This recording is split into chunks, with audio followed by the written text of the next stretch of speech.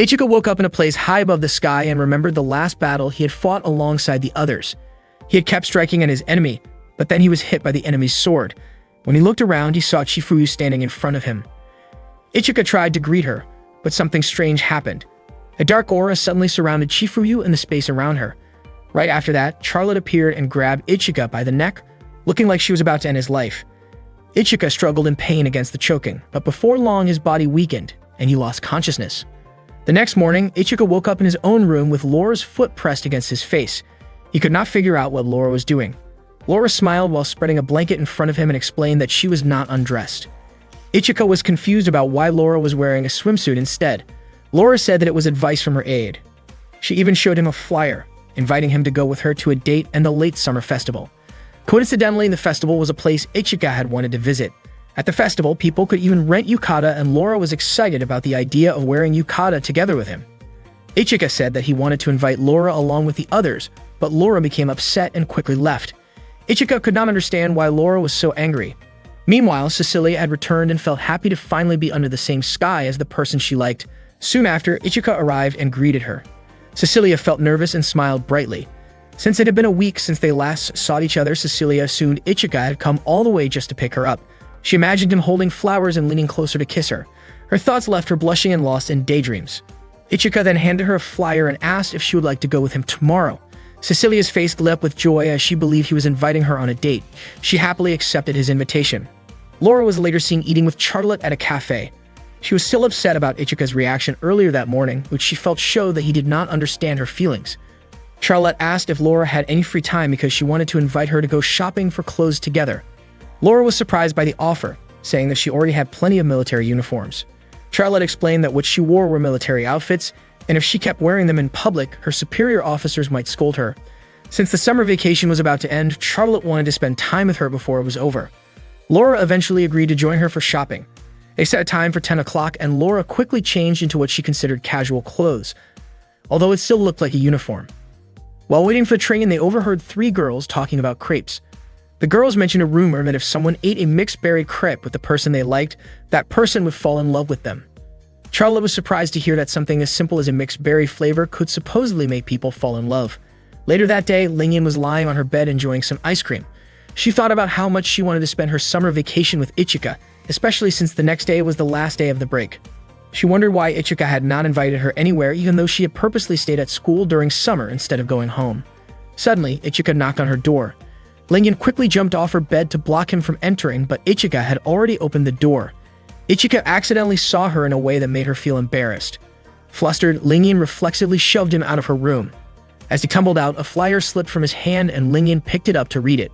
Meanwhile, Charlotte and Laura were strolling through the mall. Charlotte asked what kind of clothes Laura wanted, but Laura still had not decided. Charlotte suggested they look for fall outfits, but Laura declined since it was still summer.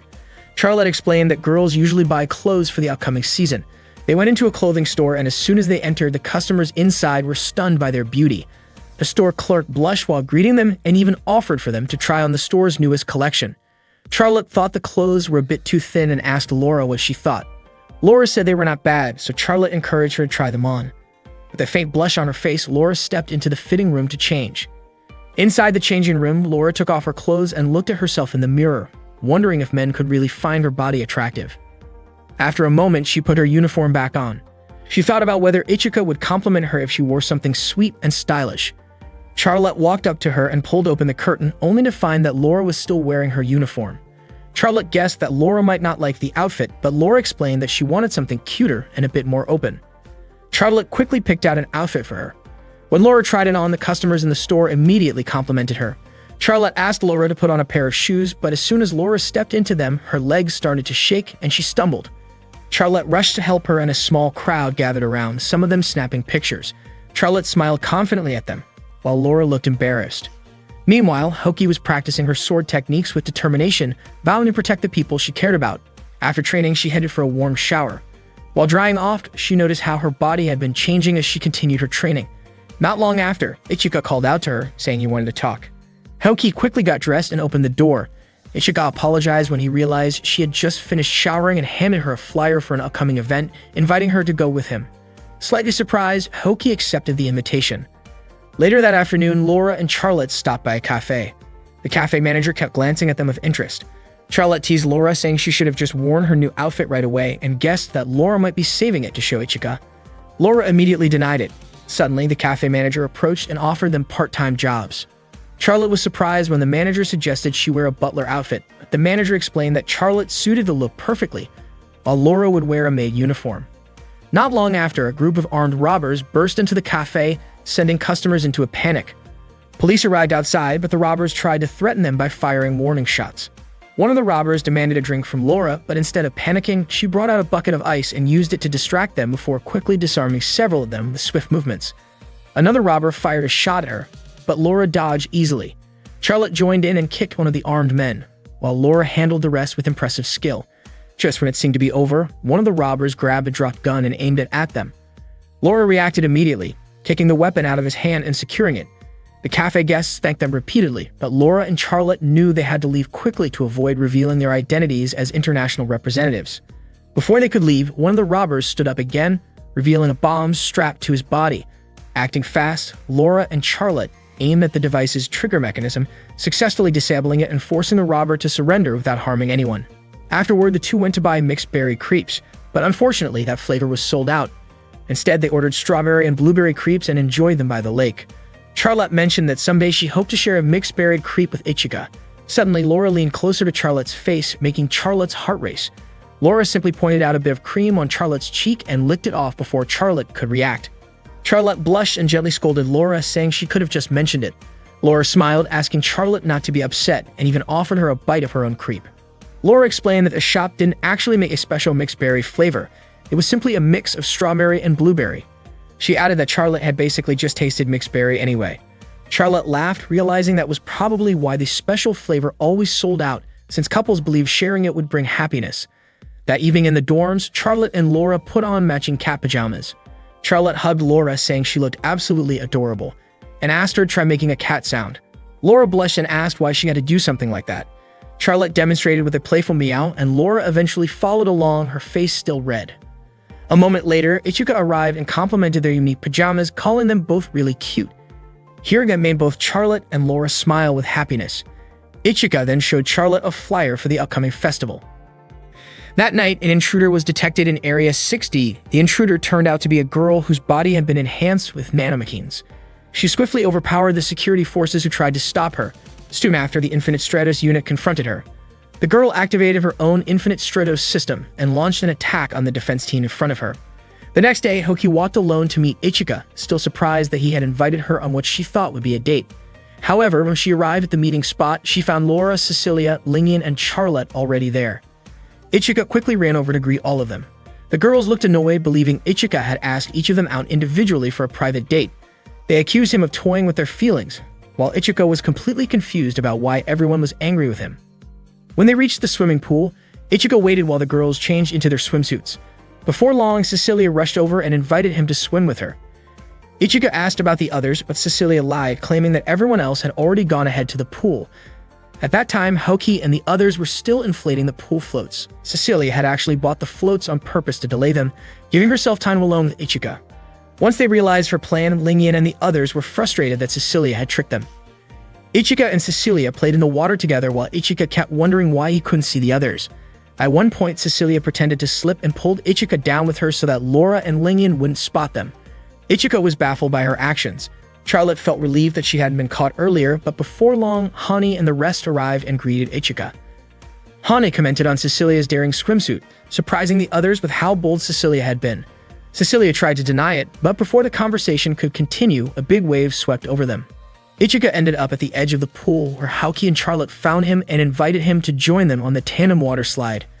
Both Haoki and Charlotte wanted to ride with him, so they decided with a quick game of rock, paper, scissors. Charlotte won and got to ride with Ichika. A pool employee gave instructions, asking Charlotte to sit on Ichika's lap and telling Ichika to hold her tightly for safety. Both of them blushed in embarrassment. Ichika gently wrapped his arms around Charlotte's waist and apologized if it made her uncomfortable. Haoki watched with clear irritation. The staff member adjusted Ichika's hold on Charlotte before sending them down the slide. During the ride, Ichika instinctively held Charlotte tighter, accidentally brushing against her chest.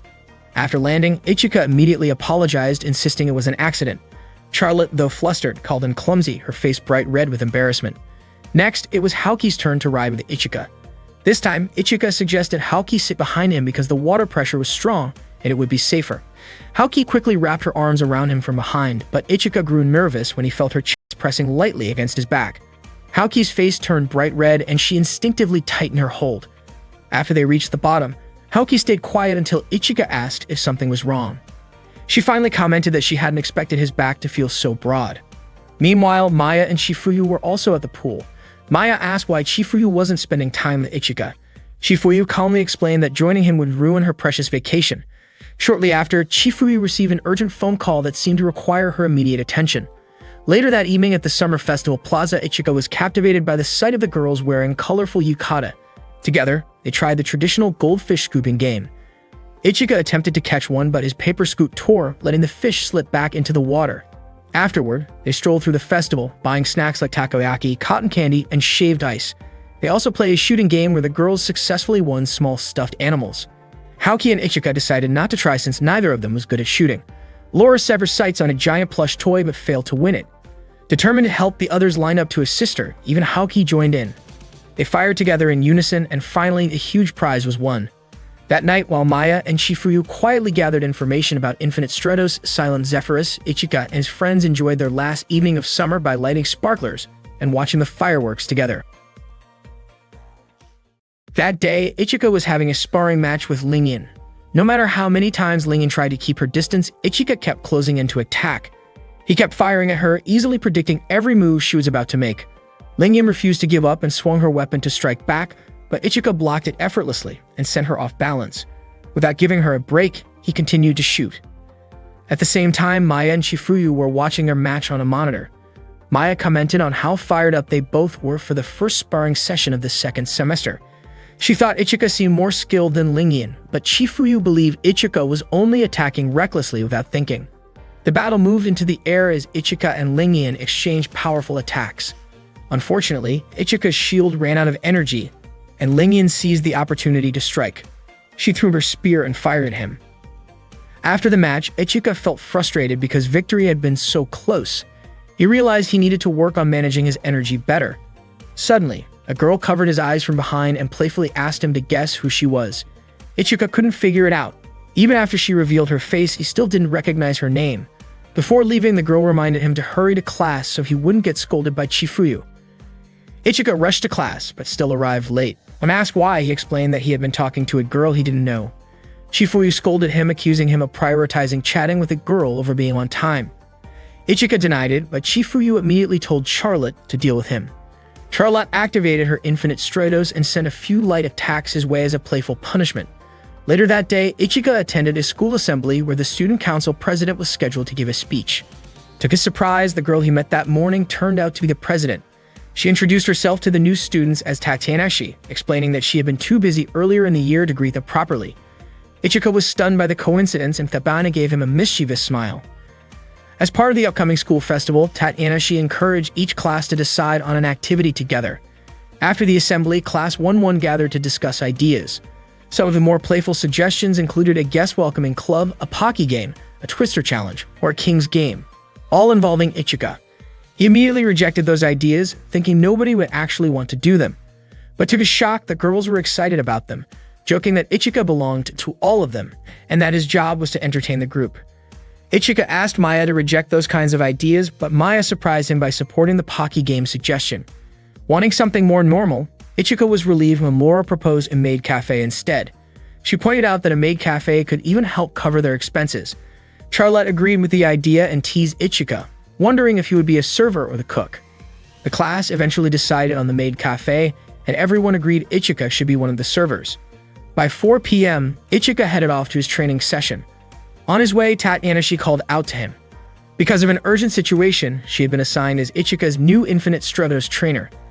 Ichika was surprised, wondering why a sudden change was needed when there were already plenty of trainers.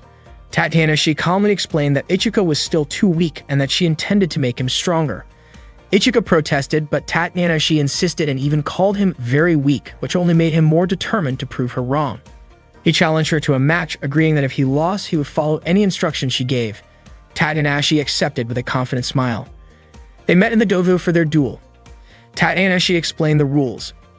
If Ichika managed to knock her down even once, he would win, but if he couldn't continue the fight, she would be the victor.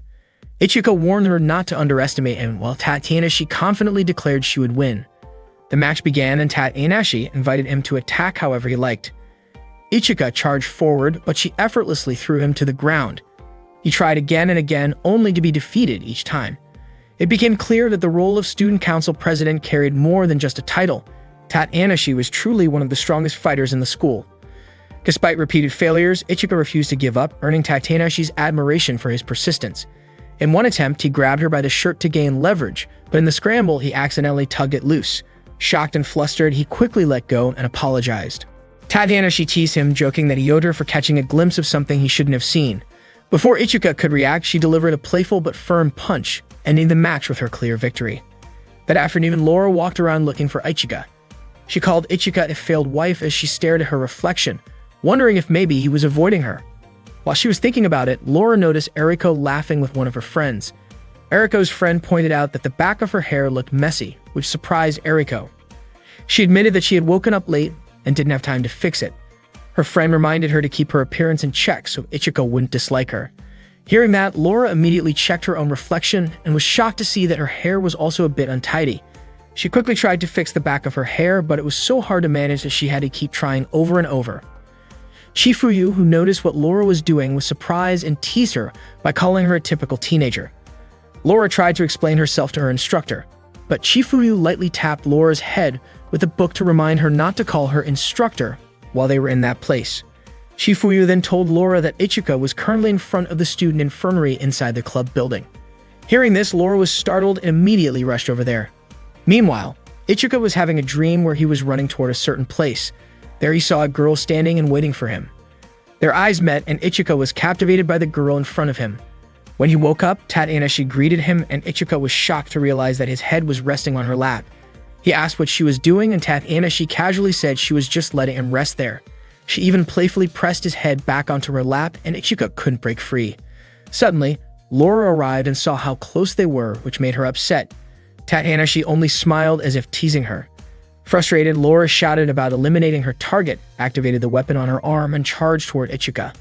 He was so startled that he couldn't react in time, but Tanahashi easily blocked the attack.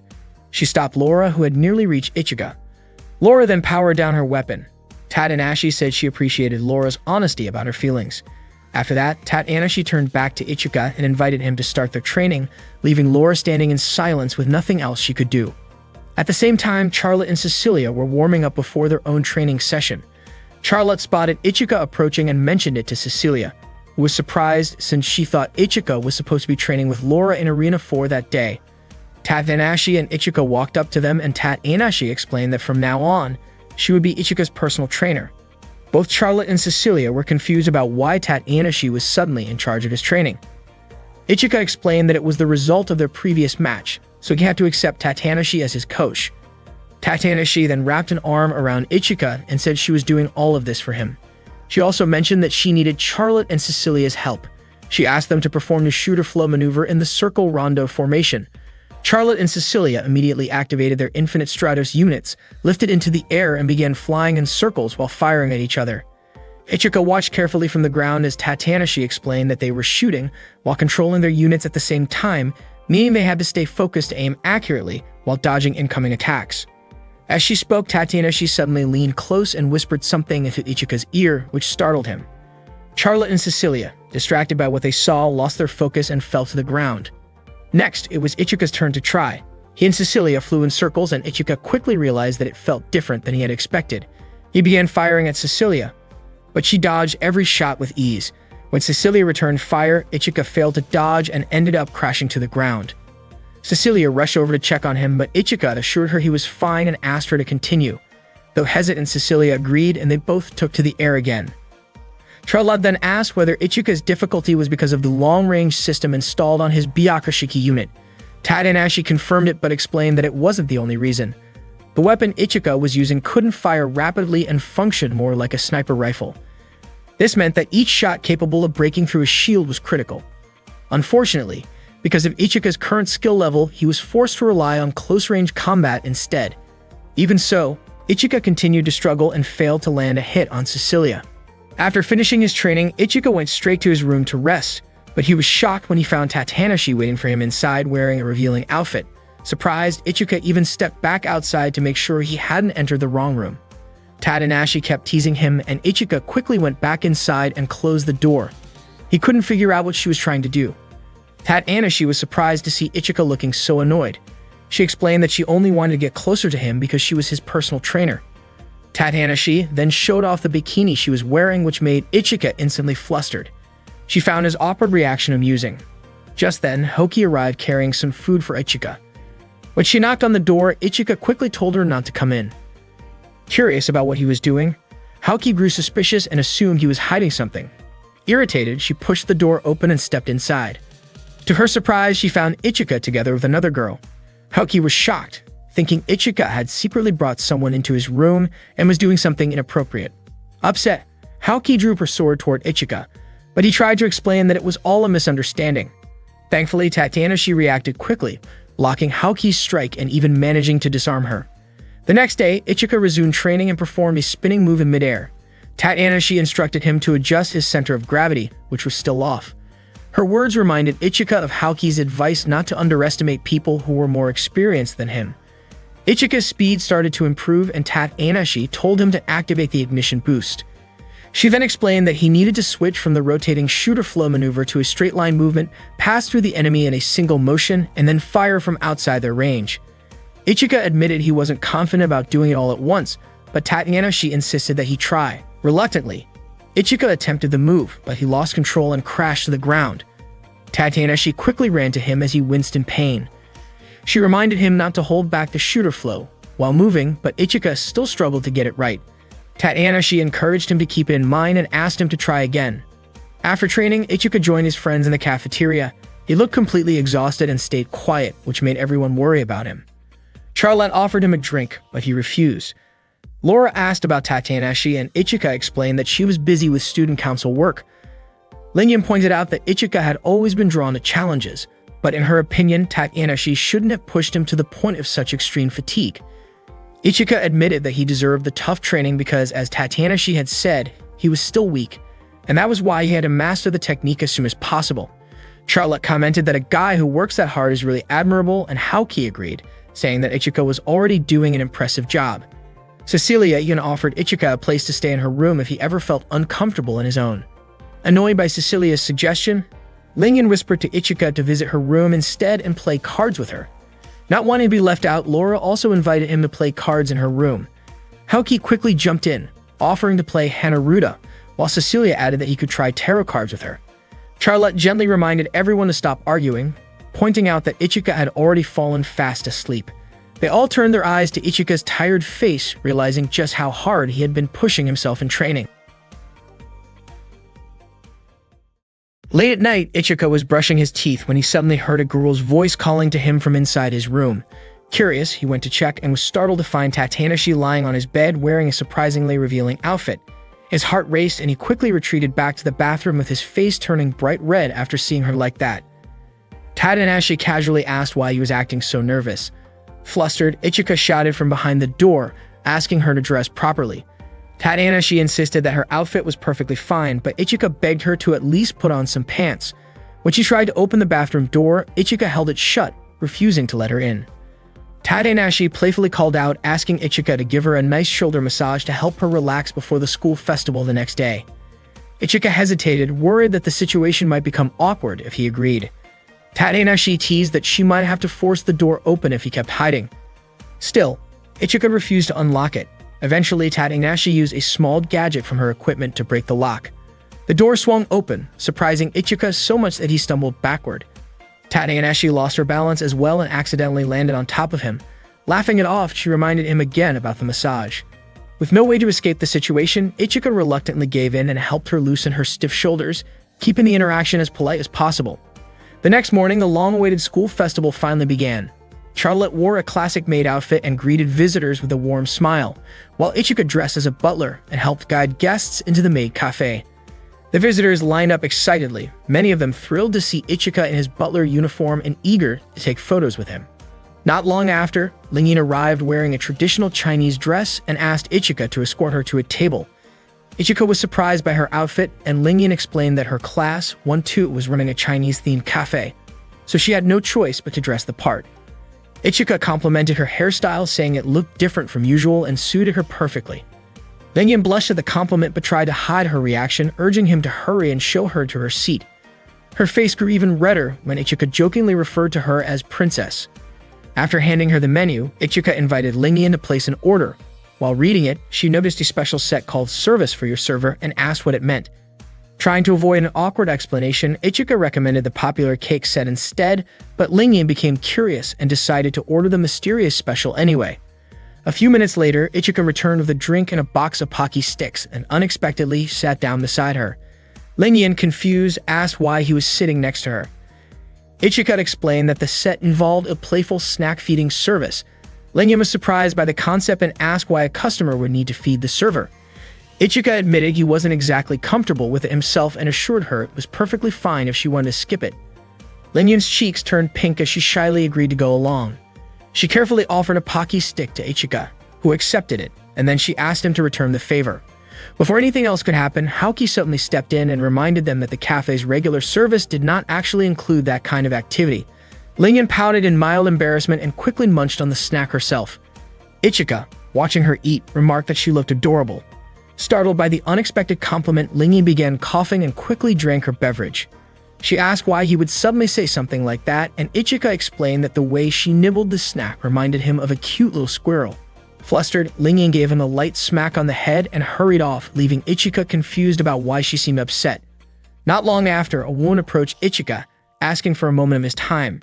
She introduced herself as Reiko and explained that she wanted to offer new equipment upgrades for Byakashiki, Ichika's personal unit. Ichika politely said he wasn't interested for now, but Reiko enthusiastically grabbed his hand and mentioned a special deal that included an additional thruster and a bonus lead blade if he ordered on the spot.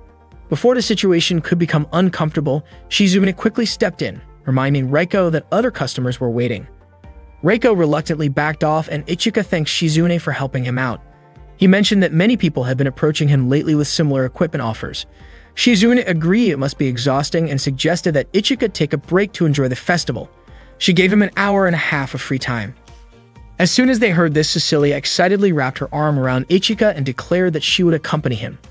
Almost immediately, Charlotte, Haoki, and Laura also expressed their desire to join. To prevent everyone from leaving their posts, Shizune suggested settling it with a quick game of rock, paper, scissors. Cecilia managed to win the drawing, which meant she was the one who got to accompany Ichika on a walk around the school festival. They stopped by a booth featuring brass instruments, and Ichika decided to give one a try.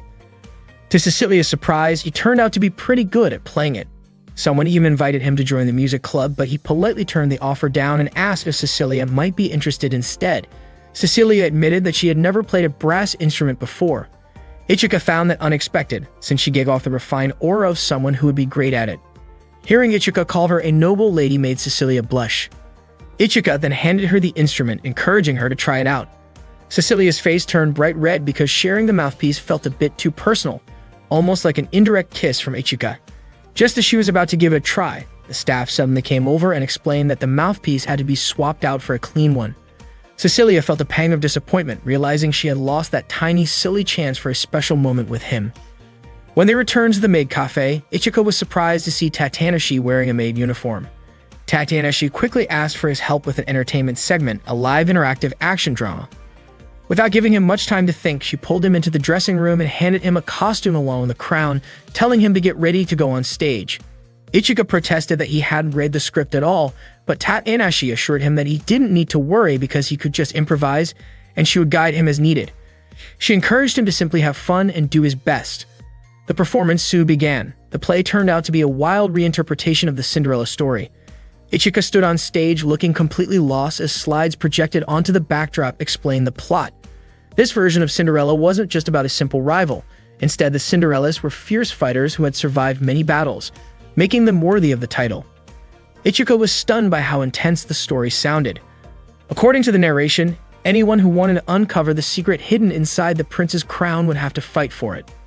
The chaos started with the dramatic entrance of a battle-hungry Cinderella. Lingyan suddenly dropped down from above, demanding that Ichika hand over the crown on his head. She threw prop knives in his direction, startling him because they looked dangerous, though Tanahashi quickly announced that everything on stage was safe. Ichika ran for cover, trying to block Lingen's attacks, but she proved to be incredibly strong and even showed off some powerful kicks. Ichika nervously reminded her that she was wearing glass slippers, but Lingen didn't seem concerned, saying that the slippers were tougher than they looked. Lingen kept up her relentless assault while Ichika dodged frantically, completely baffled by how extreme this so-called play was getting. Suddenly, shots from a mock sniper rifle rained down on him. Ichika sprinted across the stage to avoid the fire, confused about what was happening. Above him, Cecilia had taken position as a sharpshooter. Tanahashi, acting as the narrator, revealed to all the girls that whoever managed to claim the crown from Ichika would earn the special reward of sharing a room with him.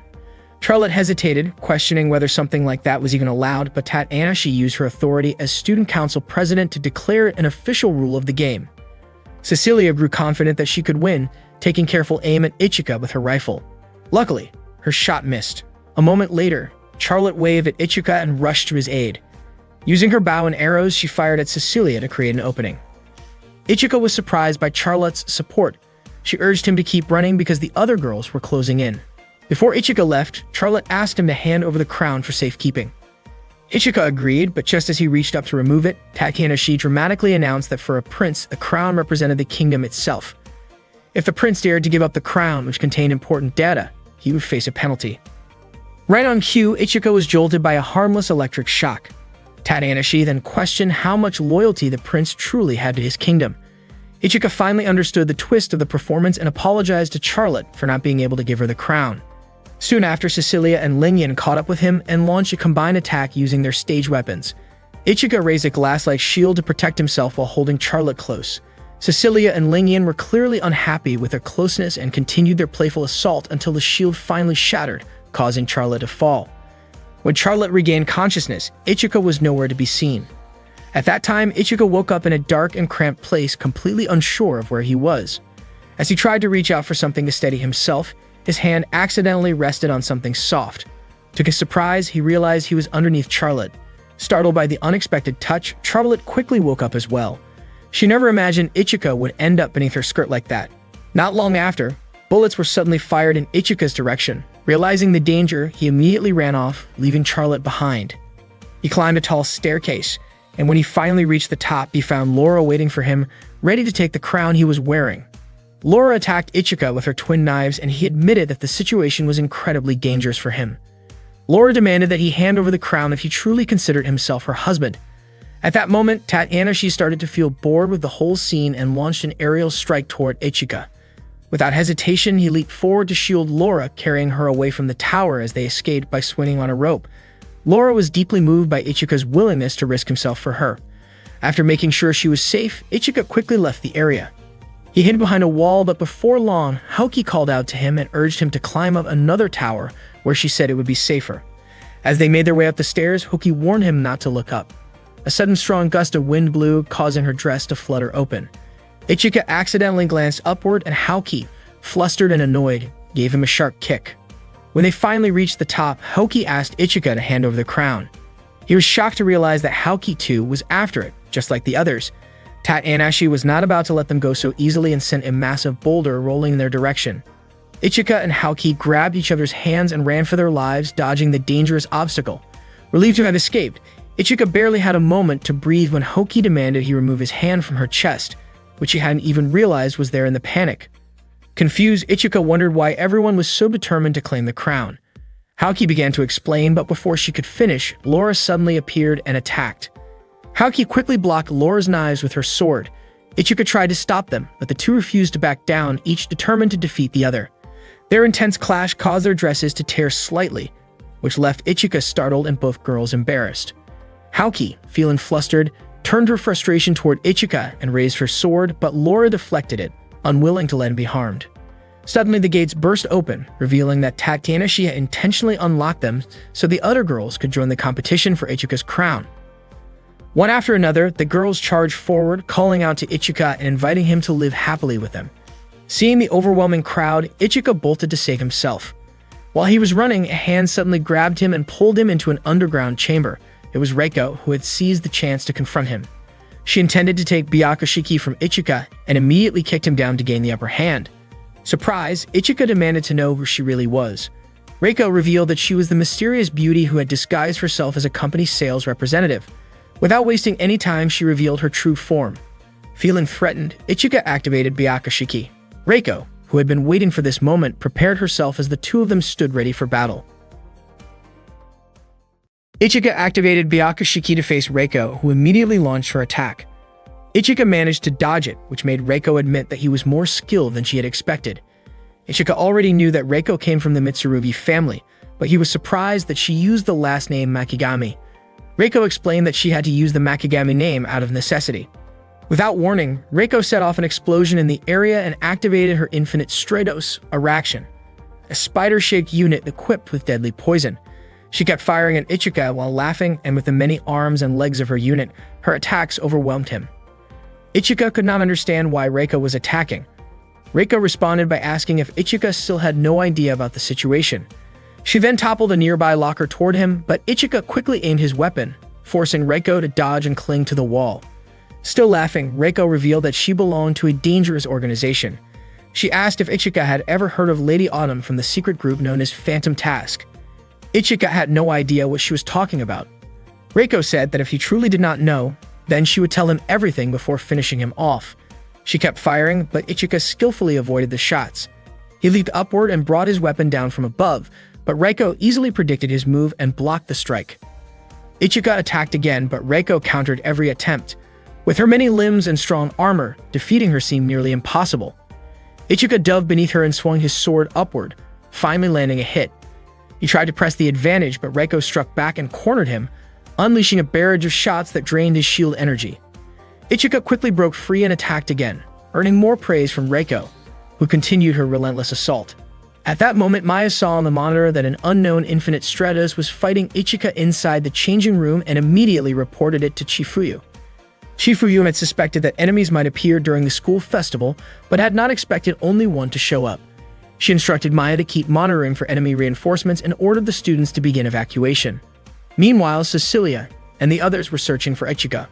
Laura blamed her teammates for interfering with matters involving him. Cecilia criticized Charlotte for trying to protect Ichika. Suddenly, an emergency announcement informed all students that an unidentified Infinite Stratos was battling Ichika in the changing room. Everyone was shocked by the news. Maya called for all students with their own Infinite Stratos units to activate and deploy. The girls immediately powered up their units. Chifuyu ordered Cecilia and Lingyan to patrol the school perimeter while instructing Charlotte, Laura, and Haoki to assist Ichika in the changing room. They rushed to the scene without hesitation. Inside, Reiko continued firing at Ichika. He realized that his dodging movements matched the training he had practiced before and remembered the lessons Tat Anashi had taught him.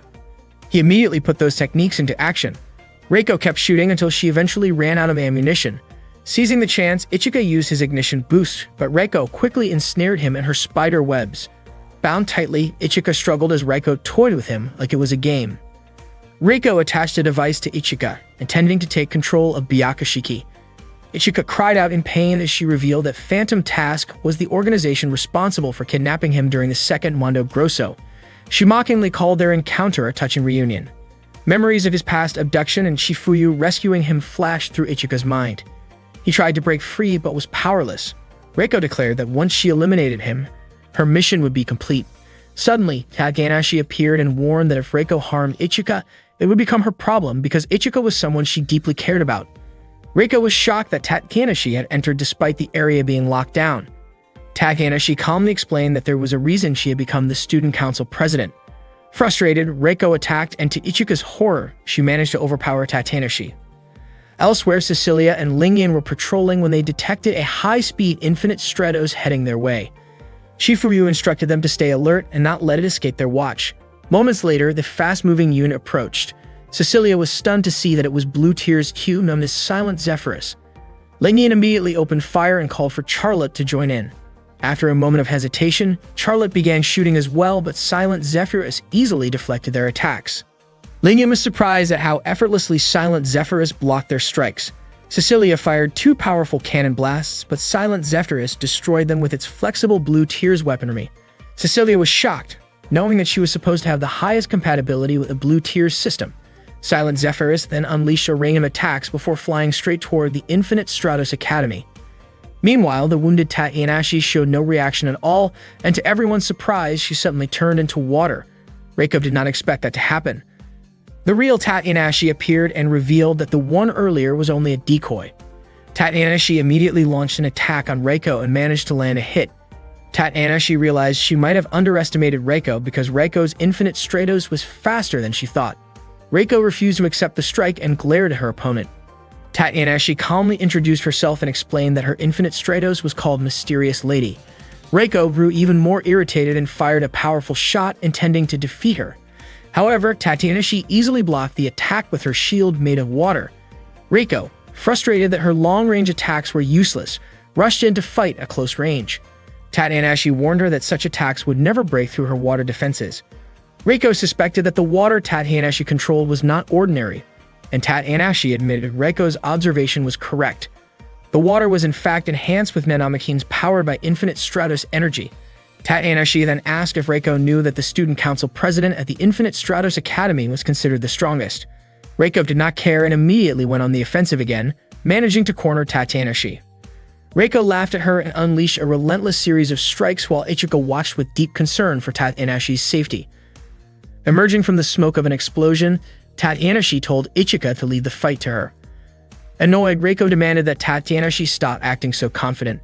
Reiko quickly grabbed Tatsunashi, threw her aside, and trapped her with her spiderweb threads, preparing a finishing attack. Tatsunashi only smiled and asked if Reiko could feel how warm the room had become. Reiko was confused by the question. Tatsunashi clarified that she was not talking about temperature alone, but about the stifling humidity. Mist could slip inside armor and affect the pilot. Realizing too late what had happened, Reiko began to panic. Tatsunashi enjoyed the look on Reiko's face when she finally understood that her plan had failed. With a simple snap of her fingers, Tatsunashi defeated Reiko. Tatsunashi explained that Mysterious Lady, also known as the Lady of Mist, could control water through nanomachines that radiated energy. Reiko's strength faded, yet she still refused to accept defeat. Tatsunashi declared the battle over and gave Ichika the signal to unleash his full-power Yukira Nagata attack. Ichika swung his sword toward Reiko and pushed her back. Reiko quickly retreated, but Tatsunashi urged Ichika to chase her. Outside, Ichika tried to strike again, but suddenly Silent Zephyrus, another Infinite Stratos unit, intercepted him. Shocked to see a new opponent, Ichika immediately pursued for a fight. Tatsunashi shouted for him to stop, but Ichika confronted the mysterious pilot and demanded to know their identity. Silent Zephyrus unleashed a rapid barrage of attacks that sent Ichika crashing down. Meanwhile, Maya and Shifuyu monitored the battle from their control room. Shifuyu was surprised that the enemy possessed such an advanced Infinite Stratos. As Reiko attempted to escape, Charlotte, Laura, and Haoki blocked her path to prevent her from fleeing. Ichika continued to hold his ground against Silent Zephyrus, but was stunned by the sheer power of the machine. His shield energy dropped dangerously low until it was nearly depleted, causing him to crash into a tower. Silent Zephyrus then launched a shot to stop Laura's attack on Reiko, frustrating Laura, who shouted in anger. Silent Zephyrus mocked the weakness of Germany's cutting-edge technology, surprising Laura with their knowledge. Shortly after, Squall contacted Silent Zephyrus, ordering a retreat. Silent Zephyrus called Reiko back, pointing out that they were outnumbered. Before leaving, Silent Zephyrus pulled Reiko out of her Infinite Stratos and planted an explosive inside the Irachian unit. The Irachian began moving toward Laura and the others. Ichika warned everyone to get back, but there was no time to escape before the explosion went off. When Ichika regained consciousness, he found himself and the others floating inside a protective sphere of water controlled by Tatsunashi. Ichika asked where their enemies had gone. Tatsunashi explained that they had escaped, leaving behind only destroyed armor and weapons. Ichika then awkwardly asked Tatsunashi to release him because her body was leaning against his in the water, making it hard for him to move. Tatsunashi teased him, calling him clumsy for getting stuck like that. Ichika quickly explained that it was an accident, which only made Tatsunashi laugh more. With a playful smile, she remarked that he always had excuses. Feeling embarrassed, Ichika admitted that being pressed against her armor felt surprisingly soft. Tatsunashi simply grinned and teased him again, enjoying his flustered reaction. Meanwhile, Maya and Shifuyu were busy identifying the two Infinite Stratos units that had attacked them. The one that was destroyed turned out to be a Irachian, while the second was Blue Tears U, a new model called Silent Zephyrus that had just been stolen from England. Both enemies claimed to be members of Phantom Task, and it seemed that their next target was Byakushiki. Maya commented that there was still a lot they did not know about Byakushiki. It was revealed that Chifuyu had been the one who ordered Tatanashi to stay close to Ichika. Maya suspected that Chifuyu was deeply worried about Ichika and believed Chifuyu should have been the one to protect him directly, but Chifuyu denied it and said that it was Tatanashi's responsibility. At the same time, Reiko scolded M, the pilot of the Silent Zephyrus, because she disliked the fact that M had stepped in to help her. Reiko grew upset and moved as if she might attack M, but Squall arrived in time to stop them. Squall calmly asked Reiko to let go of her anger. After that, M walked away, thinking that everything that had just happened was completely ridiculous. Squall then instructed M to run a full check on the Silent Zephyrus since the unit still needed fine-tuning, and left to carry out the order, retreating to her room. Alone, she quietly muttered that she would soon take her revenge. She expressed a strong desire to see Chifuyu again and even kept a photo of Chifuyu inside a locket she wore around her neck. Later that night, Tatanashi explained to Ichiko why she had to stay near him. She told him that her mission was to protect him from enemies who wanted to harm him and that her family was well known for handling assignments like this. Since the situation had calmed down, Tatanashi mentioned that she planned to rest soon. She apologized if her presence felt a little too close and asked if Ichika would feel lonely without her around. Ichika grew nervous and struggled to answer her question. Tatanashi then showed him a crown she had earned and explained that whoever claimed that crown would become Ichika's new roommate. Ichika was surprised because he had not heard anything about this arrangement. Tatanashi smiled and said that she had already informed the other girls about it. Ichika wondered what she was really planning, but Tatanashi simply said it did not matter because what truly counted was that she had won the crown, which gave her the right to share a room with him. As Tatanashi leaned a little closer, Ichika became even more flustered. That night, they ended up staying in the same room, and Tatanashi wished Ichika a gentle good night. One night, Ichika was asked by Maya to deliver some books to a certain room inside the Infinite Stratos Academy. Maya even gave him a map to help him find the place.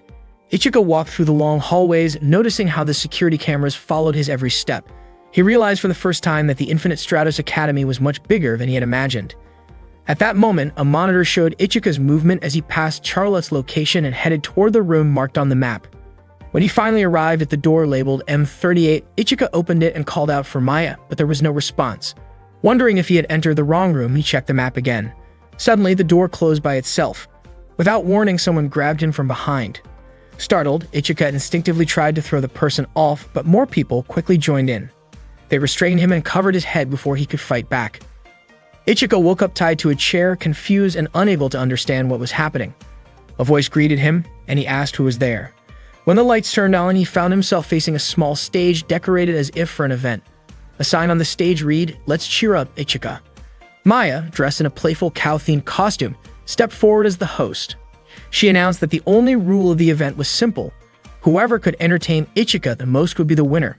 Maya then opened the event with a cheerful smile, while Ichika struggled against the ropes and asked what was going on. With a slightly embarrassed expression, Maya explained that this was a secret surprise activity. The first contestant to be introduced was Haoki. The stage lights changed to reveal a peaceful countryside background with a traditional Japanese house. Soon, Haoki appeared wearing a beautiful kimono with fox ears and a fluffy tail, giving her a charming and slightly playful look. Ichika couldn't help but admire her appearance. Haoki's face turned red when Ichika called her name. She asked him not to stare too much and invited him to come up on stage so she could serve him tea as part of her performance. Ichika sat across from Haoki, carefully observing the details of her fox-themed outfit. Curious, he asked about her costume, and Haoki explained that it was meant to represent a fox warrior. As Haoki playfully moved the fox ears on her head, Ichika admitted that they looked soft and interesting. Haoki shyly asked him not to look at her so intensely. While pouring tea for Ichika, their hands accidentally touched, causing Haoki to spill a little tea on his pants. Embarrassed, she quickly apologized and offered tissues to help clean the spot. Ichika assured her that it was fine and not too hot. Haoki admitted that she felt nervous because it was her first time wearing such an outfit and performing like this. Their eyes accidentally met at a very close distance, making both of them freeze for a brief, awkward moment. Just then, Maya struck a gong to signal that Haoki's time was up. Haoki looked surprised that the time had passed so quickly. Maya reminded everyone that the other contestants were waiting for their turn. Haoki apologized again for the spill, while Ichika reassured her with a kind smile and said the tea was delicious. Before stepping off the stage, Haoki allowed Ichika to lightly touch the soft fox ears, which made her blush but also smile. The room went dark again and Ichika could hear some movement and excited whispers. When the lights came back on, Cecilia appeared, this time wearing a stylish bunny-themed outfit with a billiards table set up beside her. With a confident smile, Cecilia announced that she wanted to give Ichika a first-class performance. Ichika, still puzzled, asked what was really happening, but Cecilia simply said it was a secret. Cecilia invited Ichika to play billiards with her. When Ichika admitted he had never played before, she kindly offered to teach him. After setting up the balls, Cecilia demonstrated how to hold the cue stick and aim at the target ball. Her movements were smooth and precise as she explained the rules, telling Ichika to start by hitting the balls in order from the lowest number. One by one, Cecilia skillfully sank the balls into the pockets, impressing Ichika with her talent. Meanwhile, Haoki looked bored as she watched how close they were getting. It was Ichika's turn to shoot the ball into the pocket, but he hesitated when he was about to take the shot. Cecilia stepped closer and wrapped her arms around him from behind. Her face turned red as she gently told him not to be so tense. She held his hands to help guide his aim, leaning close against his back. Ichika trembled a little and asked Cecilia not to stand so close. Cecilia softly whispered that he needed to stay focused. Of course, it was hard for Ichika to concentrate with Cecilia hugging him that tightly. Seeing this, Haoki grew annoyed and said Cecilia was going too far. Ichika finally took the shot and managed to sink the ball into the pocket. Both Ichika and Cecilia were thrilled, and just then Maya struck the gong to signal that the time was up. Cecilia held onto Ichika's arm and praised his skill. Ichika replied that it was all thanks to Cecilia for teaching him, and even said they should play billiards again sometime. Cecilia's face lit up with excitement when she heard that. Suddenly, the lights went out and then flickered back on. Ichika realized it was the elevator, and the third participant was Charlotte. She arrived wearing a striking costume that caught everyone's attention. Charlotte greeted Ichika and asked if he was having fun. Ichika was surprised to see her there and asked about the outfit she was wearing. Charlotte explained that it was a French poodle costume. She playfully moved the poodle ears and even showed off the fluffy tail. Ichika was taken aback by the sight. Meanwhile, Cecilia brought a heart-shaped cake for Ichika, and both Haoki and Cecilia watched silently from the side. The cake looked delicious and made Ichika feel hungry. Charlotte offered to feed Ichika a piece of cake and asked him to close his eyes and open his mouth.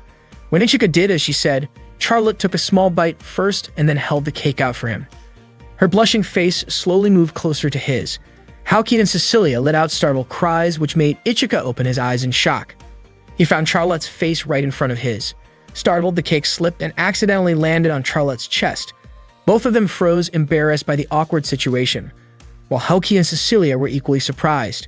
Charlotte, flustered, shyly asked if Ichika still wanted the piece of cake. Ichika, completely caught off guard, didn't know how to respond. Just then, Maya blew her whistle and called it a violation for crossing the event's boundaries, resulting in Charlotte's disqualification. Charlotte was shocked by this sudden decision. Meanwhile, Lingyan was backstage, angrily tapping the monitor because she thought Ichika seemed too impressed by certain physical features. Suddenly, Laura approached her and asked for help zipping up her costume. Lingyan helped zip it and adjusted the headband with bunny ears that Laura was wearing. Once ready, Laura headed to the stage. Not long after, someone tapped Lingyan on the shoulder, surprising her. On stage, Laura introduced a game involving a machine filled with balloons. She was dressed in a black bunny outfit. Ichika asked what the equipment was for, and Laura explained that it was for a dart game, where anyone who hit the target could win a special prize. Laura threw a dart, and the machine released a prize ball containing a coupon for free meals in the school cafeteria for an entire week. Ichika was excited by the prize and took his turn. His dart hit the target perfectly. When the prize ball opened, it unexpectedly revealed one of Laura's personal swimsuits. Laura blushed and was confused about how that ended up inside. Maya explained that due to budget issues, some of the prizes were actually Laura's own belongings. Laura turned bright red but said Ichika could keep it if he really wanted. Before anything else could happen, the lights went out again even though it wasn't scheduled. Suddenly, someone called out and grabbed Ichika's hand, pulling him down. It turned out to be Tatanashi, who playfully spoke in a cat-like tone while teasing him. She leaned over him with a mischievous grin, commenting that it was no wonder so many girls liked him. Ichika, flustered and uncomfortable, quickly pushed her away. Tatanashi said she wanted to introduce him to another girl who was sweet and quiet. Her face moved closer to his, making Ichika nervous, and he asked her to let him go. Before things could get more awkward, the lights came back on and Lingyan rushed in, kicking at Tatanashi to stop her. Lingyan demanded that Tatanashi return the costume she was wearing. Tatanashi apologized, saying she was just having fun and wanted to join the event. She jokingly complained that the costume felt tight around the chest, which made Lingyan glare in irritation. Lingyan snapped, accusing Ichika of always staring at girls. Ichika looked confused, not understanding what she meant. Tatnanashi wrapped her arm around Ichika's and teasingly asked if it was true. Suddenly, a dart came flying and hit Ichika's clothes. It was Laura, glaring with an angry expression. Ichika quickly apologized and promised to explain everything. Meanwhile, Tatnanashi took the chance to slip away. Moments later, Maya called all the girls back to the stage, announcing that the final part of the event was about to begin. They quickly headed to the stage to watch the final event. To everyone's surprise, Shifuyu appeared wearing a maid costume while carrying ice cream. The girls were shocked to see her like that, and even Ichika never expected Shifuyu to join the event.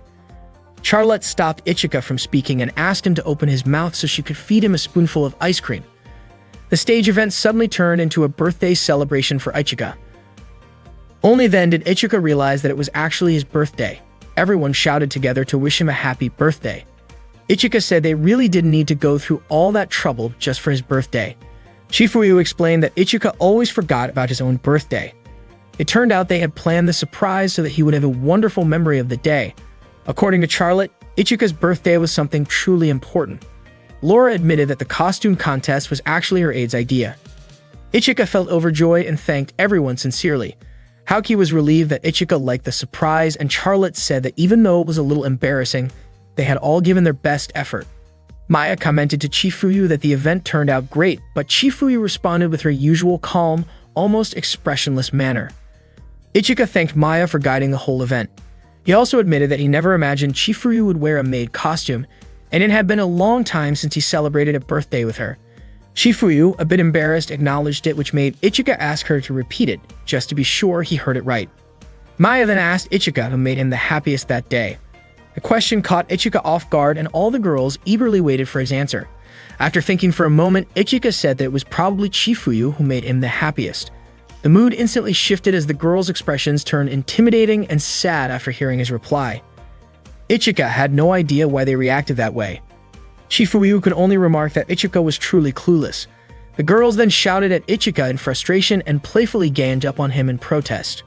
Afterward, Ichika walked outside alone, still confused about why the girls were so upset. Even so, he felt genuinely happy about the day's events. Before long, he sensed someone following him from behind. When he turned around, he saw a girl staring sharply at him. She began to approach, and Ichika was startled to see that her face looked almost exactly like Chifuyu's. The girl denied being Chifuyu and introduced herself instead. She praised Ichika for his efforts the day before. Only then did Ichika realize that she was the pilot of the Silent Zephyrus. The girl introduced herself as Oromura Madoka and declared that, in order to remain true to herself, she would have to defeat him. Madoka then raised a gun and fired a shot in Ichika's direction. Madoka introduced herself to Ichika and immediately opened fire at him. Ichika quickly leaped aside to dodge her shots. Madoka fired again, clearly wanting to see how long he could hold out against her attack. Luckily, Laura managed to shield Ichika from the incoming bullets. Laura refused to let Madoka harm him. In response, Laura threw a knife toward Madoka, but Madoka swiftly deflected it. In an instant, Madoka activated her Infinite Stratos, the Silent Zephyrus, and took off into the air, unleashing a barrage of attacks aimed at both Laura and Ichika. Laura quickly activated her shield, but before they could counter, Madoka abruptly retreated. Ichika immediately asked if Laura was okay. Laura, however, insisted that he was the one who should be asked, that since he was clearly the target of the attack. She wondered if he knew why he kept being pursued. Ichika admitted he had no idea why enemies kept coming after him. Out of nowhere, he complimented Laura's eyes, which had been hidden before, saying they looked as beautiful as gemstones. Laura blushed, surprised by his calmness after such a sudden attack. She hadn't expected him to call her eyes beautiful, and her face lit up with a mix of surprise and happiness. Ichika felt lucky that Laura had arrived just in time to help him. Without thinking, Laura quietly confessed that she always tried to steal moments to be alone with him. Realizing what she had just said, she panicked and flustered, gave him a sudden punch that sent him stumbling backward. The next day, Charlotte asked Ichika to accompany her for the delivery of new Infinite Stratos equipment. Several countries had requested testing for their designs. Charlotte originally planned to invite the others as well, but Haoki, Cecilia, Lingian, and Laura all seemed busy, so she ended up asking only Ichika. Even though Ichika technically didn't mean to go, especially after recently being attacked, he didn't want Charlotte to handle everything by herself and gladly agreed to help. During the transport, a fire suddenly broke out on the ship. Security officers immediately rushed toward the source of the flames. Ichika was about to check it out, but Charlotte stopped him. Out of nowhere, the delivery truck arrived carrying 2 Infinite Stratos units. Ichika quickly noticed that neither of these suits carried any identification codes or country markings. Realizing the threat, he urged Charlotte to team up with him to confront the unknown pilots. As soon as Ichika and Charlotte took to the air, the 2 unmarked Infinite Stratos units opened fire on them. Charlotte tried to persuade them to surrender, but they refused and kept attacking. Ichika soon joined the fight, swinging his sword at their enemies. The enemy fire was relentless and fast, forcing Charlotte to push herself to dodge the constant barrage. She admitted that their opponents were stronger than expected. Meanwhile, Ichika worked to evade close-range attacks as one of the enemy units pulled back and launched a long-range strike at him.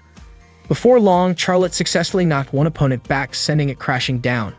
She then turned to see Ichika still locked in combat with the other enemy. Ichika managed to bring the opponent down and capture it, urging the pilot to surrender. However, the second enemy fired at a nearby container, triggering a massive explosion.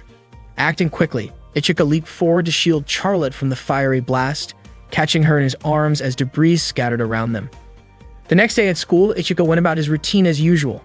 Cecilia asked if he was okay. Lingyan scolded him for being careless, and Haoki warned him not to let his guard down. Ichika apologized for worrying everyone.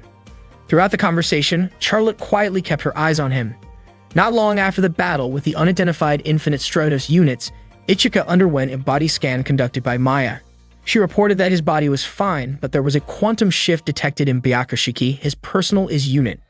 Maya then asked him to test it by summoning Yukihira, but to everyone's surprise, nothing happened when he tried.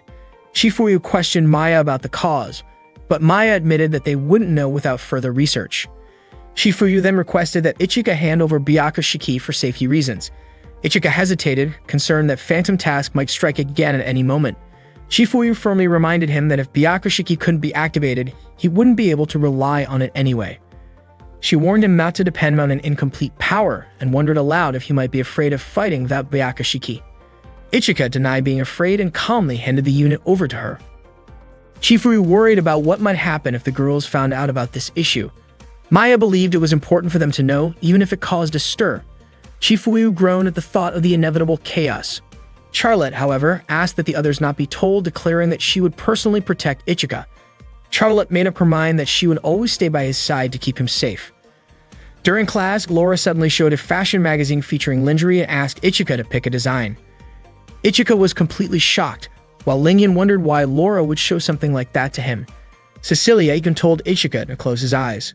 Laura explained that she only wanted to know Ichika's taste, which she jokingly referred to as her future husband's preference. Everyone was surprised to hear Laura say that. Laura admitted that Clarissa had once told her that when a girl is in love, people often notice the kind of clothes she wears. Because of that, Clarissa suggested that Laura should choose something that Ichika might like. Laura thought that striped patterns might be the most popular with boys. Haoki took a look at the designs in the magazine and commented that some of them were actually stylish, while Lingyan agreed that the featured model looked well designed. Meanwhile, Cecilia secretly called her assistant to replace her own outfit with something a little fancier and more elegant. Ichika tried to avoid answering Laura's question, but Laura teased him, asking if he was embarrassed because her guess might have been right. She called Ichika straightforward for his reactions. Charlotte watched their antics with a quiet smile. Laura then asked Charlotte which design she personally liked from the magazine. Charlotte replied that it was not the kind of topic she could casually talk about in front of a boy. Just then, Charlotte felt something strange with her own clothing and quickly left the classroom. To her surprise, she realized that a part of her outfit seemed to have gone missing without explanation. She wondered if it might have something to do with her unit revived, just like what had happened before with Byakushiki. Blushing in confusion, she hurried back to her room to fix her clothes, but the strange problem kept happening even after she changed. Charlotte had no idea what to do. A knock on the door startled her. It was Ichika, reminding her that class was about to start. Charlotte stepped out, saying she had handled the situation even though she was still worried. Ichika grabbed her hand and urged her to walk faster since Chifuyu would be teaching that day. He pulled her along so quickly that they accidentally tripped, causing Ichika to fall against her by mistake.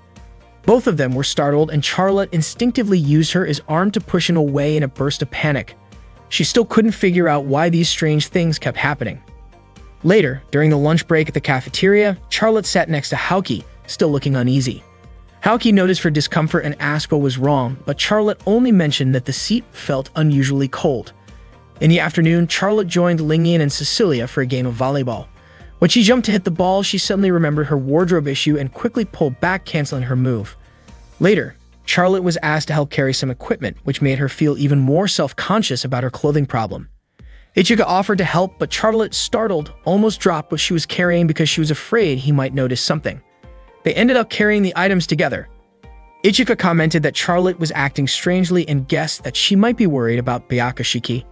Charlotte felt happy to help him despite her worries, and Ichika reminded her not to push herself too hard.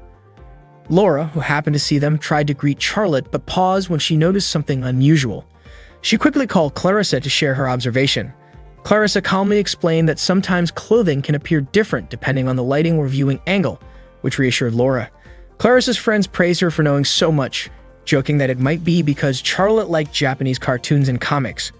Laura said she wouldn't lose her friend, while Clarissa admitted she felt a little jealous hearing Laura call Charlotte her friend.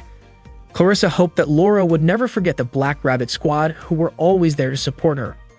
Charlotte and Ichika brought the equipment to the library, where Charlotte thanked him and told him to return to class ahead of her. Once Ichika left, Charlotte sighed with relief, glad that he hadn't noticed her ongoing problem. She worried that her unit Revive might also be malfunctioning and feared that if it were inspected, she wouldn't be able to protect Ichika. Charlotte imagined how disappointed Ichika might feel if he ever discovered her embarrassing situation, and she promised herself to keep it a secret until Byakushiki returned to normal. When Charlotte stepped out of the room, she ran into Cecilia, Haoki, and Lingyan, who seemed to have overheard part of her conversation. They asked what she was hiding, and once they learned the truth, they immediately went to talk to Ichika about Byakushiki. Each of them wanted to protect him, which quickly turned into a playful argument about who had the right to stay closest to Ichika. Charlotte arrived and quickly urged Ichika to leave with her, and Ichika immediately ran after her while Charlotte apologized for the sudden rush. Out of nowhere, Cecilia's blue tears weapons fired toward them, and Charlotte quickly told Ichika to duck to avoid the attack. Cecilia explained that she was not using the full power of her weapons and confidently offered to become Ichika's personal protector. Ichika was confused since Cecilia had just fired lasers at the very person she claimed she wanted to protect. Not long after, Lingyan hurled her weapon in Ichika's direction, and Charlotte again warned Ichika to duck. Lingyan then announced that she too wanted to protect Ichika. Cecilia and Lingyan were about to fight, but Haoki stepped in to block them, insisting that she was the one who would protect Ichika. Of course, Cecilia and Lingyan refused to hand Ichika over Haoki, and seeing the growing argument, Charlotte tried to calm everyone down. Suddenly, Tatiana appeared and reminded them that using infinite stratos for personal reasons was against the rules. The others told her not to interfere, but Tatiana boldly declared that she would defeat all of them if that was what it took to take Ichika away. In the end, everyone deactivated their weapons, and Tatiana gave them a punishment of sweeping the entire ground floor of the school. Later that afternoon, Ichika spent time with Charlotte. He felt the punishment was unfair and decided to face Chifuyu himself, believing the Byakushiki incident had been his fault.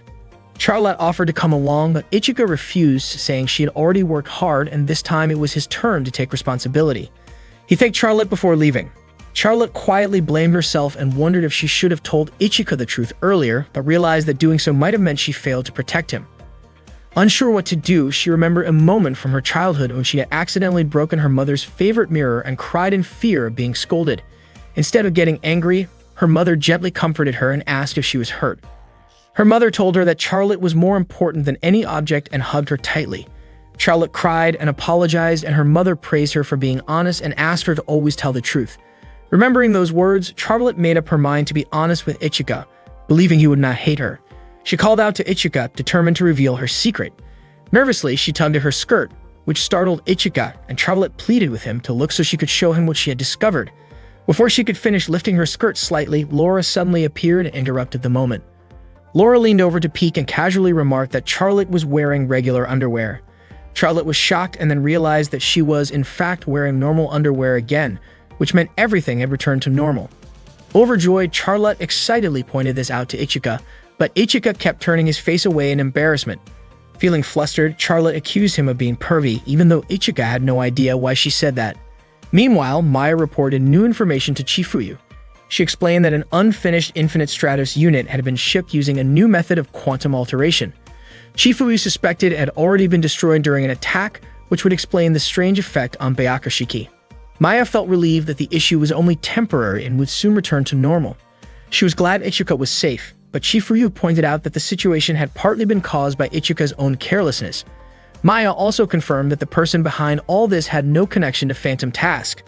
Back with Charlotte and Laura, Charlotte finally understood that her underwear had been undergoing quantum changes the entire day, and Laura, still puzzled, wondered why Charlotte hadn't just worn something different, joking about how even the Queen of France once said that if there were no regular undergarments, something else would have to do.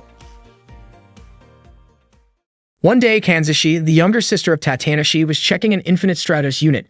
She noticed that the unit's movement response felt sluggish, and the output of its core wasn't increasing either. Kanzashi couldn't figure out why and wondered if the type of unit might be the problem. She decided to stop working for the moment and headed back to her room. At that time, Tatanashi quietly watched her from outside the room. That morning, Kaoruko, the head of the school bulletin club, approached Ichika and Haoki to ask for their help. She explained that her older sister, who worked at a publishing company, wanted to interview them as Infinite Stratos pilots who each owned a personal unit. Kaoruko then showed them a magazine from the publisher where her sister worked. When Haoki opened the magazine, she pointed out that it didn't seem to have anything to do with Infinite Stratos. Kaoruko then asked if this would be their first time receiving such a request, since people who own their own Infinite Stratos units usually became the center of attention, similar to idols, and sometimes even worked as models. Ichika turned to Haoki, wondering if that was true, but Haoki didn't know either.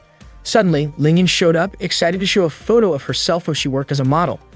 Ichika immediately stalked her, guessing that Lingyan's pose was probably strange. Lingyan denied it and quickly showed a photo on her phone anyway.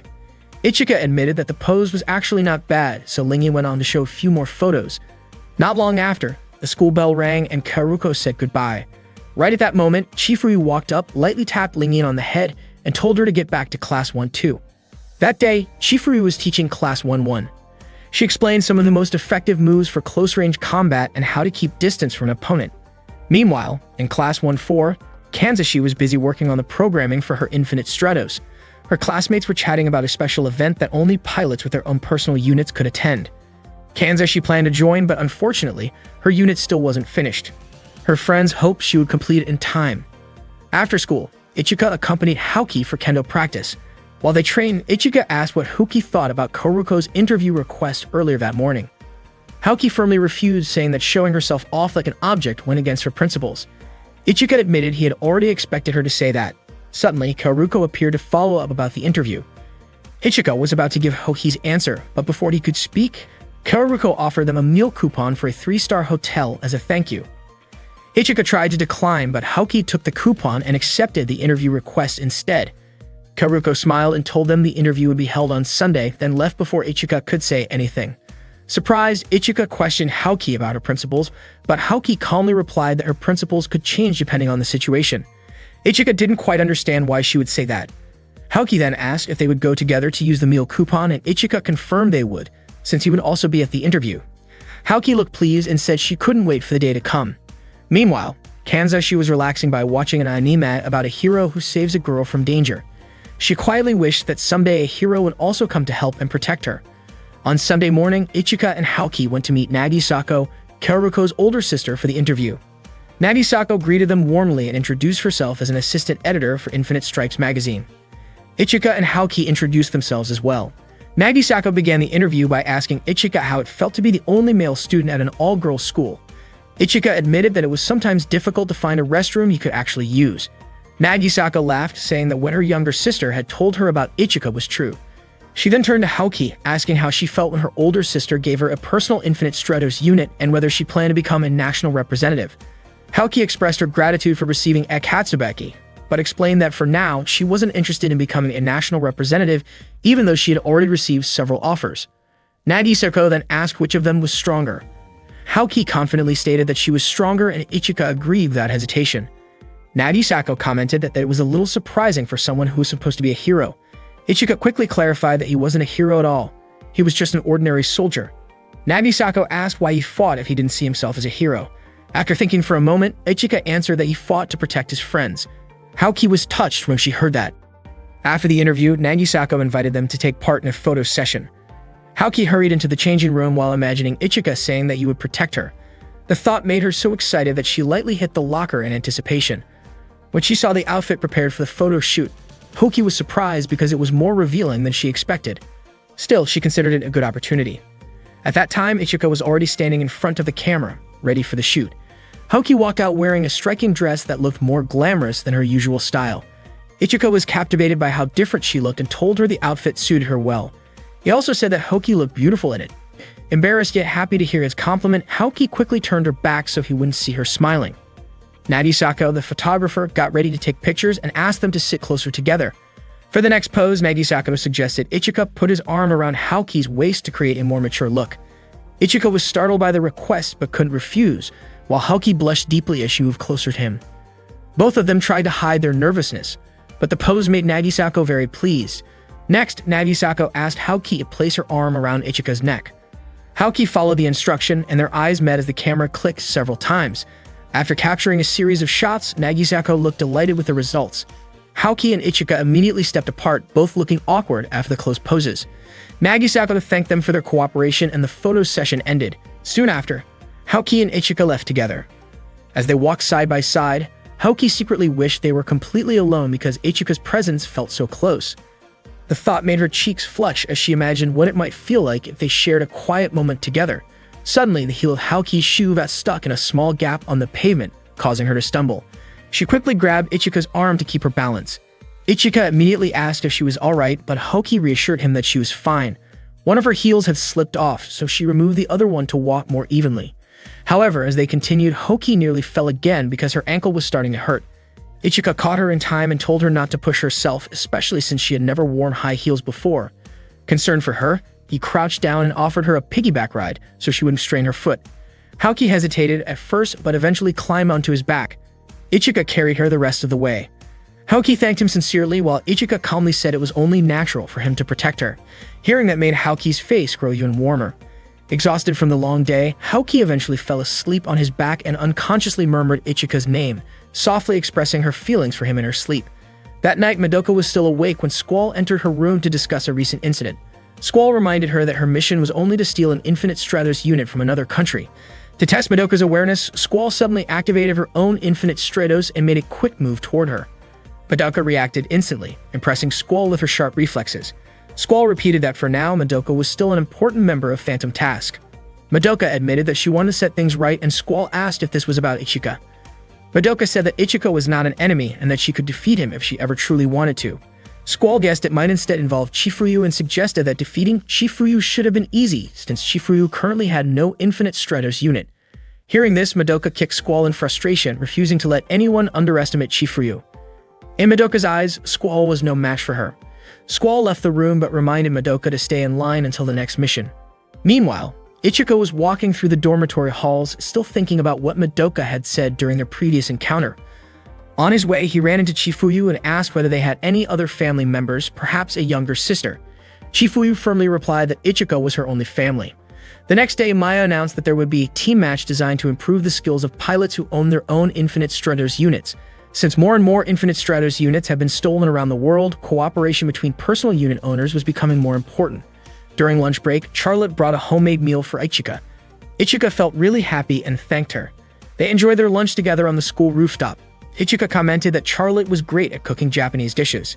Charlotte felt delighted to hear his compliment. Not long after, Lingyan showed up and asked Ichika to taste the stir-fried meat she had made. Ichika enjoyed the flavor, which made Lingyan smile with satisfaction. Charlotte and Lingyan exchanged sharp looks at each other. Ichika casually mentioned that anyone who could cook that well would make a wonderful wife someday. Both of their faces turned red after hearing that, and they began competing to feed him bites of their dishes. Ichika felt puzzled by their kindness, but they simply smiled and said it was nothing unusual. Charlotte then asked what kind of partner Ichika would want to team up with for the upcoming match. Ichika admitted that his shooting skills were still weak, so he hoped for a partner who could protect certain areas while focusing on teamwork to build compatibility. Curious in return, he asked what kind of partner Lingyan and Charlotte would like. Lingyan said she wanted someone who would help her when cornered and fight seriously at her side. Charlotte agreed with Lingyan's answer and added that she also wanted a partner who could think quickly during a match. After training, Ichika returned to his room and was surprised to find Tatanashi already waiting for him. Tatanashi earnestly asked Ichika to look after her younger sister. She showed him a photo of her sister Kanzashi and explained that Kanzashi was quiet and reserved but possessed decent abilities. Kanzashi was representing Japan, yet she still did not have a personal Infinite Stratos unit, and that, according to Tatanashi, was partly because of Ichika. Ichika was startled by the news.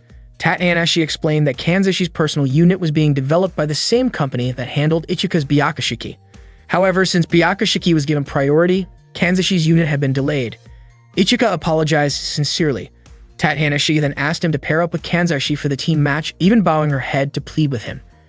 Ichika wondered if he needed to invite Kanzashi himself. Tatanashi requested that he not mention her name when making the invitation. Ichika suspected there might be tension between Tatanashi and her sister, and Tatanashi did not deny it. Understanding the situation, Ichika promised to try convincing Kanzashi. The next day, Laura approached Ichika and asked him to sign the registration form for the team match because she wanted to be his partner. Ichika declined, explaining that he had already promised to team up with someone else. Hearing this shocked Laura and the others nearby. Laura, frustrated, declared that she was his wife and questioned why he would choose someone else. In her agitation, she activated her weapon, ready to confront him. Fortunately, Shifuyu quickly stepped in to stop her and firmly scolded Laura for activating a weapon in class. Laura insisted she was only dealing with a matter between husband and wife. Shifuyu sharply replied that she had no need for an overconfident sister-in-law. Her words struck Laura deeply. Shifuyu then instructed Ichika to escort Laura back to her seat. Later that afternoon, Ichika trained with Haoki. Haoki commented that he was too slow. When Ichika fired a shot at her, Haoki easily deflected it and launched a counterattack, steadily draining Ichika's shield energy. Despite his efforts, Ichika still could not defeat her. After the training, Haoki quickly changed her clothes, feeling pleased about her victory. She felt even happier because Ichika had mentioned having a partner, and she confidently believed that he meant her. At the same time, Cecilia was also changing clothes and felt cheerful, certain that she was the one Ichika had chosen. Haoki was surprised to see Cecilia in such high spirits. They exchanged greetings, each quietly convinced that she was the chosen partner. Both of them believed they had already won Ichika's heart. Meanwhile, Ichika headed to Class 1-4 to meet Kanzashi. Approaching her, he politely introduced himself. Kanzashi replied that she already knew who he was and asked what business he had with her. Ichika invited her to be his partner for the team match, but Kanzashi immediately refused. She even remarked that she technically had the right to scold him but would not bother because it was too tiring. Ichika felt awkward in response to her blunt attitude. Kanzashi was checking the readiness of her personal infinite Stratos, but no matter how many times she tried, it still wasn't finished. Every attempt ended with another error. She wondered if her machine might have been operational by now if Byakushiki didn't exist. That day, Ichika unexpectedly approached her to ask if she would team up with him for the upcoming group battle. Kanzashi ignored him and kept walking away, but Ichika refused to give up and continued following her. When he kept calling her by name, Kanzashi told him not to use her real name. Ichika tried calling her by her family name instead, but she rejected that too. In the end, he used a more generic greeting for a girl, but Kanzashi disliked that even more and told him it would be better to simply call her by her first name. Kanzashi asked why Ichika was so determined to partner with her. Remembering Tatanashi's message not to reveal that it was Tatanashi who suggested it, Ichika came up with the excuse that he wanted to see Kanzashi's personal infinite Stratos. Hearing this, Kanzashi suddenly slapped him and quickly left. Ichika was left confused, not understanding why she reacted that way. Later in his room, Ichika was sitting seriously in front of his computer when Tatanashi approached, surprising him. Tatanashi asked if he was looking for someone to fix something. Ichika explained that he was wondering if anyone could help with Kanzashi's personal infinite Stratos. Tatanashi told him it wouldn't be that easy, since Kanzashi was probably trying to assemble it by herself. Tatanashi was sure Kanzashi wanted to follow the same path she once did. This surprised Ichika, who hadn't known that Tatanashi had built her own infinite Stratos. Tatanashi explained that she was assisted by Karuko and students from the programming department during her project. Curious, Tatanashi asked how things were going between Ichika and Kanzashi. With a slightly embarrassed expression, Ichika admitted that Kanzashi had slapped him. Tatanashi was surprised, noting that Kanzashi usually wouldn't waste energy on something so pointless. Half joking, she wondered if Ichika might have done something inappropriate to upset her. Ichika firmly denied it, insisting he would never behave like that. Tatanashi, still intrigued, suggested that Kanzashi's unusual reaction might mean she had feelings for him. That night, Kanzashi watched anime in her room, still surprised at herself for slapping Ichika. The next day, Cecilia was busy with training. She wanted to make Ichika regret not choosing her as his partner. She successfully hit every target and felt confident that she would win the upcoming battle. Meanwhile, Eriko, Naji, and Yuko were talking about how Ichika kept asking Kanzashi to be his teammate, wondering why he was so persistent. At the same time, Lingyam was on a call, sending someone data on the impact of the cannon installed on her right arm. Lingyam was also frustrated with Ichika for not picking her as a partner and felt determined not to forgive him anytime soon. Elsewhere, Ichika continued to chase after Kanzashi, still asking her to be his teammate. Charlotte trained intensely so she could become a strong opponent for Ichika, soaring through the air with determination. Laura, also upset with Ichika, sharpened her throwing knives and hurled one toward a locker, accidentally hitting a photo of Ichika that was pinned there. Shocked by what she had done, she panicked and accidentally dropped several knives onto herself, though thankfully without serious harm. Haoki was also annoyed with Ichika and even considered giving him a sharp warning with her sword. She trained vigorously, swinging her blade again and again. During her practice, Tatiana-shi suddenly appeared and startled Haoki by giving her a playful squeeze on the shoulder. Surprised, Haoki demanded to know why Tatiana-shi was interrupting her training with a real sword. Tatiana-shi casually asked Haoki to partner with her for the group battle and began scanning Haoki's body with a device. With the scanner activated, Tatiana-shi was momentarily surprised by Haoki's physical stats, noting how impressive her development was. Haoki, irritated, scolded Tatiana-shi for paying attention to the wrong details and told her to stay focused. That evening, Kanzashi took a bath, reflecting on how long she had carried her burdens and how long it had been since she could look Tatiana-shi in the eye. Meanwhile, Tatiana-shi reviewed Haoki's information and was surprised to see that Haoki had jumped from a C rank to an S rank in a short time. She began wondering if Haoki might be the key to everything. The next day, Cecilia and Lingyan were at the Infinite Stratos maintenance room, asking for upgrades to make their units stronger than before. Soon after, Ichika arrived to ask if they had seen Kanzashi. Cecilia and Lingyan answered him coldly, leaving Ichika confused about why they were angry. Shortly after, Laura and Charlotte showed up and asked Ichika to step away from the doorway. Ichika began to suspect that everyone was tense because of the upcoming battle, and he realized that he, too, needed to get moving. At that time, Kanzashi was trying to activate her personal Infinite Stratos unit, Uchigane Nishiki. She was confident everything would go well. Kanzashi launched her Infinite Stratos into the training arena and managed to fly it steadily, reaching a good height and distance. After that, she tried connecting the hypersensor. There were no issues with the stabilizer thrusters. She adjusted the tilt angle, shifted the gravity controls 6 centimeters away from the main computer to avoid the pitch interference zone, and reactivated the stabilizers on the legs. The machine shot forward at high speed. Not long after, Ichika arrived at the training arena. He spotted Kanzashi flying her Infinite Stratos, but suddenly an explosion burst from the lower part of Kanzashi's unit. Her flight became unstable, and the emergency controls failed to activate. Kanzashi had no idea why it happened. Seeing her about to fall, Ichika immediately activated Byakushiki and rushed to her side. While losing control, Kanzashi thought about how she still hadn't surpassed her older sister and quietly admitted to herself that she felt inadequate. Ichika caught Kanzashi in midair, and the two of them landed safely. Kanzashi was shocked to realize that Ichika was the one who saved her, while Ichika himself had taken quite a hard impact. He was relieved to see that Kanzashi was unharmed. Ichika had already sensed that something like this might happen, which was why he said they needed to report the incident. Kanzashi apologized, believing it was all her fault. But Ichika reassured her, explaining that the problem came from her Infinite Stratos unit, not from her actions. With her face turning red, Kanzashi thanked Ichika for saving her. Ichika smiled and said it was only natural to help. Afterward, Ichika invited Kanzashi to eat with him. When their food arrived, they enjoyed the meal together. Ichika noticed Kanzashi dipping her tempura completely into the broth and teased that if Laura were there, she would probably start a playful argument, since Laura loved keeping food crunchy. Kanzashi simply preferred her food fully soaked in flavor. Ichika then offered Kanzashi a piece of his freshly fried chicken nanban. Kanzashi hesitated and blushed, but slowly opened her mouth to accept the bite. Smiling, Ichika asked if he could try some of her tempura, but Kanzashi quickly and shyly refused to share her food. Later in class, Kanzashi couldn't stop thinking about why she had allowed Ichika to feed her, which felt almost like an indirect kiss. Her heart raced every time she imagined him, and she couldn't figure out why she felt that way. Before she could calm down, Ichika approached her and asked if she would partner with him for the upcoming match. Kanzashi hesitated, unsure of herself. Ichika encouraged her, saying she would never know what she was capable of unless she tried. Even though Kanzashi still looked uncertain, Ichika assured her there was nothing to be afraid of. In that moment, Kanzashi suddenly saw Ichika as a heroic figure, just like the characters she admired in her favorite anime.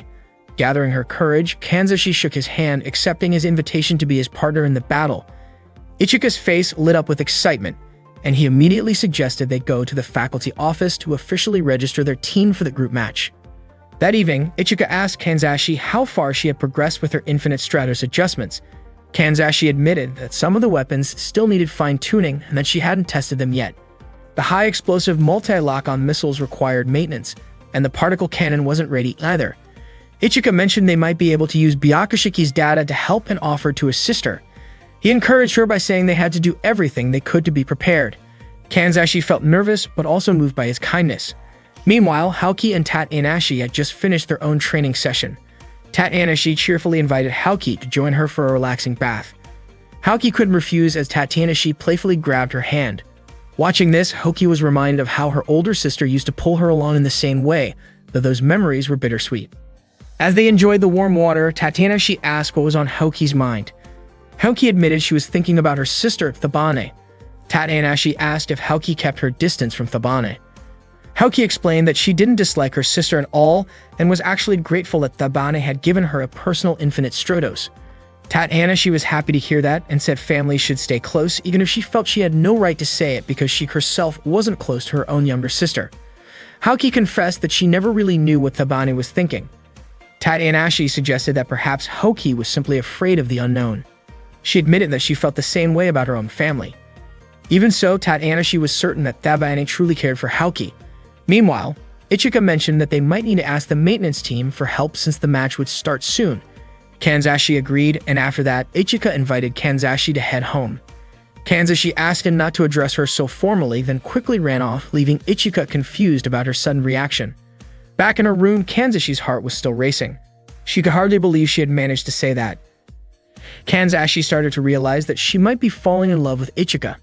The next day, Kaoruko, Hane, and the others came to help Ichika and Kanzashi. Kaoruko reminded Ichika not to forget about the promise to go on a date with her. Hane approached Kanzashi and assured her that she would do her best to support her. They began working together and Ichika stayed busy helping everyone. He fetched a wrench and a high-frequency blade, brought over a data scanner and an ultrasonic wave checker, delivered drinks, and even fed Hane a piece of cake. Someone even asked him to buy shampoo from the school store. After a full day of teamwork, it finally completed the task successfully. Kanzashi felt deeply grateful. She knew she could never have done it on her own, so she sincerely thanked everyone. Kaoruko told Kanzashi not to worry about it because she and the others already considered Kanzashi their friend. After that, Kaoruko and the rest said their goodbyes and headed home. Ichika commented that everything seemed to be going smoothly and Kanzashi admitted that it was thanks to everyone's help. Ichika encouraged Kanzashi to give her best during the upcoming match. Later, when Ichika returned to his room, he was surprised to find Tat-Anashi there as if she owned the place. Tat-Anashi asked Ichika to give her a massage. Though hesitant, Ichika agreed. While he helped her, Tat-Anashi suddenly asked whether Ichika had a good relationship with his older sister, Chifuyu. Ichika was puzzled by the sudden question. Tat-Anashi explained that Chifuyu's strict and firm attitude toward Ichika actually showed how much she cared about him. Her seriousness meant that Ichika was precious and special to her, and she did not want anything bad to happen to him in dangerous situations. Then, in a playful attempt to tease him, Tat-Anashi jokingly asked Ichika to massage her back. Ichika was startled by the unexpected request, but quickly realized that Tat-Anashi only wanted to see his reaction. Meanwhile, Kanzashi was on her way to Ichika's room carrying a cake she had made. Her heart pounded as she wondered if he would like it. But when she arrived near his door, she saw Ichika with Tat-Anashi and overheard their conversation. Tat-Anashi was asking Ichika about the condition of Kanzashi's infinite Stratos and whether everything was progressing well. Kanzashi was shocked to hear this, especially when she learned that the data for her infinite Stratos actually came from Tat-Anashi.